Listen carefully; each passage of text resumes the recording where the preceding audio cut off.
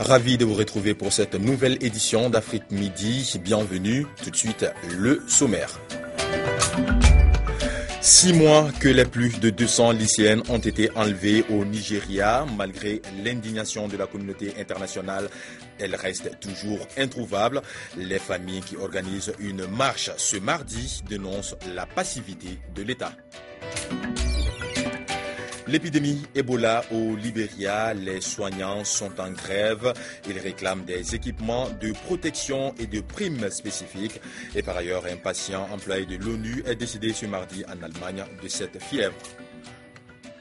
Au Nigeria, une marche contre l'oubli et la passivité du gouvernement prévue pour ce mardi. 6 mois que plus de 200 lycéennes ont été kidnappées par la secte islamiste Boko Haram et toujours aucune nouvelle malgré l'indignation mondiale.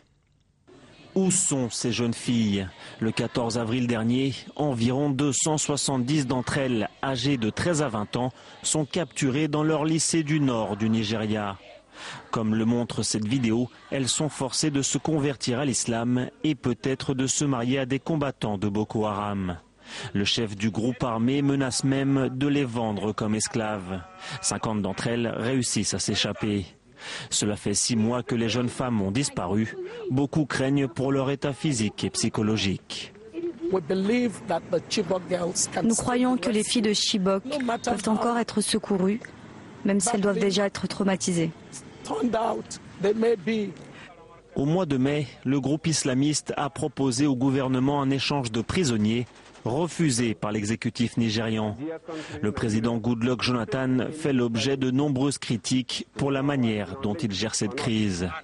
D'autant plus que les autorités ne parviennent pas à endiguer la menace Boko Haram. Fin septembre, l'armée nigériane annonçait la mort de son chef. Quelques jours plus tard, pour la 4e fois, Aboubakar Sheko démentait dans une vidéo. Je suis ici vivant, je mourrai seulement quand Allah m'ôtera mon dernier souffle. Le kidnapping collectif a suscité l'indignation internationale les premières semaines. Un élan d'émotion qui s'est estompé avec le temps. Pour les familles et les activistes du mouvement Bring Back Our Girls, la bataille est loin d'être gagnée. Au Libéria, l'un des 3 pays africains les plus touchés par le virus Ebola, les soignants sont en grève. Ils réclament toujours une prime de risque. Rassemblés devant un hôpital de Monrovia, ces membres du personnel médical refusent d'aller travailler. En grève, ils sont en colère contre le gouvernement, accusés de ne pas tenir ses promesses. On a signé pour $500, il nous donne seulement 300. Mais depuis septembre, on n'a pas été payé. On est déjà mi-octobre. Comment est-ce qu'on peut avoir envie d'aller travailler? Alors que la fièvre Ebola fait des ravages au Libéria, le personnel de santé est débordé. À cause des conditions sanitaires insuffisantes, les soignants sont très exposés face à l'épidémie. Les grévistes réclament des équipements de protection et des primes spécifiques. À cause de notre travail, on est entre la vie et la mort. Beaucoup de nos collègues ont contracté le virus. Dans ce centre spécialisé dans la prise en charge des malades d'Ebola, en revanche, les employés ont décidé de ne pas faire grève pour une raison simple. On voit des patients tous les jours et si on ne va pas les soigner, ils vont mourir. On a donc décidé de travailler et d'y aller doucement avec le gouvernement jusqu'à ce qu'il accède à nos demandes.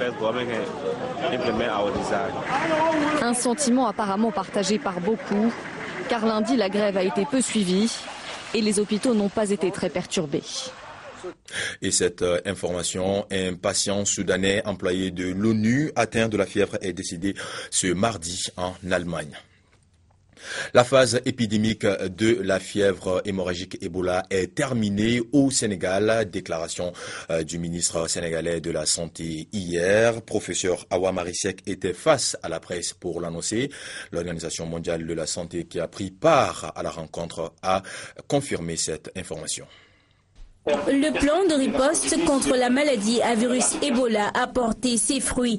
Entré dans la phase épidémique le 29 août dernier, l'OMS confirme la fin de cette situation sanitaire au Sénégal. Le Sénégal n'a pas d'épidémie, ça vient de finir son épidémie. Le Sénégal ne fera plus partie de la liste des pays Le Sénégal va rester dans l'histoire ayant été un pays qui a eu un cas, dans la perspective qu'il n'y ait plus d'autres cas. Un montant de 300 millions de francs CFA additionnels a été mis à la disposition du comité de crise.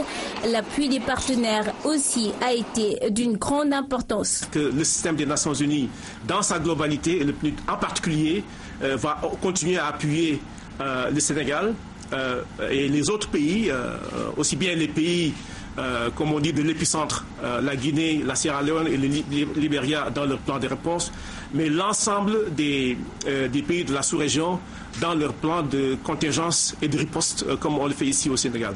Malgré ces résultats satisfaisants de la réponse au virus Ebola, les autorités sanitaires attirent l'attention des populations sur les mesures de prévention.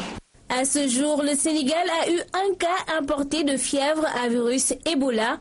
Au niveau de la sous-région, à la date du 10 octobre, plus de 4000 décès ont été enregistrés. Et ce drame en Guinée, une barque a chaviré vendredi dernier dans les eaux du port minier de Konta. À son bord, 61 passagers. Pour l'heure, il n'y aurait que 18 survivants et 18 corps retrouvés. À Fourekaria, le vendredi dernier, cette barque servant de trait d'union entre la commune rurale de Farmoria et le marché de Benti a chaviré dans les eaux du port minier de Konta. Cette femme fait partie des rescapés de son naufrage, une miraculée qui a du mal à revenir sur terre. Je me suis couché sur un bidon pour glisser sur l'eau, ce qui m'a sauvé la vie. Après ce drame, je fais souvent des cauchemars. Pour compatir à la douleur des victimes, le ministre des Transports visite le site du drame et échange avec les sages et les autorités locales, préfectorales et régionales. Au même moment, avec un poste de santé de fortune, les recherches se poursuivent et les jeunes de contact comptent les morts. Les statistiques vont crescendo. Sur 61 passagers, 18 corps sont retrouvés, 18 survivants et 24 portés disparus. La gestion de ce type de débarcadère, la gestion qui a été faite des gilets de sauvetage qui ont été déposés à Fourekaria, toutes les questions subsidiaires, le fait que comment cette barque a pu embarquer un tel nombre de passagers avec une telle cargaison, prendre l'eau, toutes ces questions sont des questions auxquelles la cellule de crise va s'attaquer sous la responsabilité du préfet maritime pour permettre au gouvernement d'avoir la pleine mesure de la situation avant de tirer les leçons qui s'imposent et de prendre les mesures qui s'imposent pour éviter de tels drames. Le président Macky Sall est au Maroc dans le cadre du 9e Forum pour le développement de l'Afrique. Hier, il a été reçu par le roi Mohamed VI, une rencontre d'amitié placée sous le signe de la proximité entre les deux pays qui ont fait de la coopération sud-sud une priorité. Entre le Maroc et le Sénégal, les relations sont historiques et fraternelles. Aujourd'hui, Rabat et Dakar partagent la même vision pour faire des liens maroco-sénégalais un modèle de coopération, et cela à tous les niveaux, politique, économique, culturel et spirituel.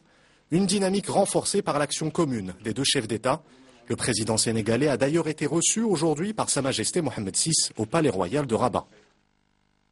Nous avons eu un très long entretien très fructueux, très amical, pour parler naturellement de la relation bilatérale entre le Maroc et le Sénégal, mais aussi parler de questions multilatérales sur lesquelles nous avons une parfaite convergence de vues. Au cours de cette audience, les deux chefs d'État se sont félicités de l'excellence des relations entre le Royaume du Maroc et la République du Sénégal. Le président sénégalais sera d'ailleurs présent à Marrakech pour le 9e Forum pour le développement de l'Afrique qui se tient du 12 au 16 octobre. Et c'est la première fois que le Forum pour le développement de l'Afrique se tient au Maroc et en dehors de la capitale éthiopienne. L'événement d'envergure internationale a officiellement débuté hier soir. Vous voyez les images par un message royal dont la lecture a été donnée par le chef du gouvernement marocain. La rencontre connaît la participation de 800 personnalités, des chefs d'État et de gouvernement, des responsables politiques, mais aussi aussi des experts, des chefs d'entreprise et des représentants de la société civile. Tous se retrouvent autour de différents enjeux liés à la croissance socio-économique de tout un continent. Et parmi les pistes envisagées figure celle de nouveaux modes de financement et la mobilisation de ressources nationales. La Banque mondiale veut aider la Côte d'Ivoire pour accélérer sa marche vers l'émergence. Les deux parties envisagent d'ailleurs une nouvelle stratégie de coopération. Une séance de travail a eu lieu à ce sujet à Washington, au siège de la Banque mondiale. La Banque mondiale est satisfaite de sa coopération avec la Côte d'Ivoire. La directrice générale de l'institution l'a signifié au Premier ministre Daniel Kablan-Duncan et à sa délégation. Il y a beaucoup de choses qui ont été faites, aussi bien au niveau des routes et du port, mais aussi que ce qui concerne l'agriculture. Et ça, c'est fondamental, parlant de l'agriculture, pour le développement des chaînes de valeur, qui est une condition à la fois pour le développement économique et social pour la Côte d'Ivoire, mais également pour la lutte contre la pauvreté. En termes de perspective, une nouvelle stratégie de développement est en préparation pour accélérer l'avancée de la Côte d'Ivoire vers l'émergence en 2020. La délégation ivoirienne a également rencontré le vice-président de la Société financière internationale, Jean-Philippe Prosper. La SFI a investi ces 18 derniers mois $1 milliard dans le secteur de l'énergie.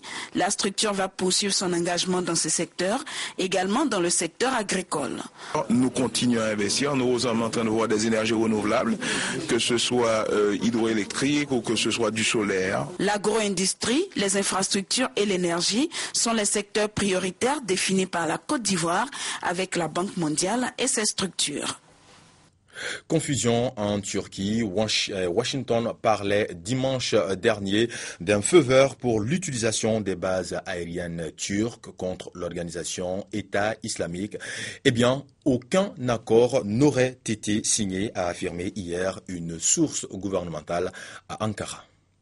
C'est un couac révélateur des désaccords qui règnent au sein de la coalition. Dimanche soir, Washington annonce un changement important dans l'implication de la Turquie. Les Turcs se sont engagés ces derniers jours à autoriser les États-Unis et nos partenaires à utiliser des bases et le territoire turc. Mais quelques heures plus tard, Ankara dément fermement. Incompréhension, coup de bluff pour accentuer la pression sur la Turquie. L'implication d'Ankara fait en tout cas débat. Depuis le 2 octobre, le gouvernement turc est autorisé par le Parlement à intervenir militairement dans la Syrie voisine. Mais près de 2 semaines après ce vote, pas un seul coup de feu n'a été tiré par l'armée turque. Les chars sont pourtant positionnés à la frontière, le canon tourné vers la ville de Kobané.